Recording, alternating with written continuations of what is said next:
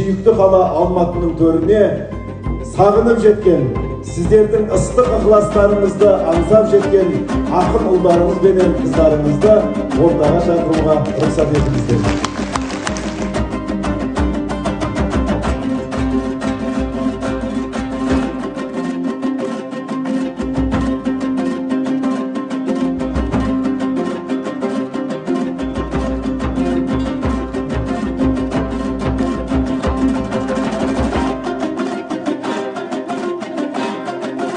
Бүгін енді еліміздің тәуелсіздігінің алтын бесігі ару қала Алматының төрінде Қазақстанның түкпір-түкпірінен келген 14 ақын бақ сынады. Осы негізгі жыр арқауы ол қазақ әдебиетінің үлкен заңғар тұлғаларының бірі классик жазушымыз Оралхан Бөкей ағамыздың 80 жылдығына арналды. Енді бір байқағанымыз Алматының халқы да айтыс сағынып қалған екен. Өздеріңіз байқап отырсыздар.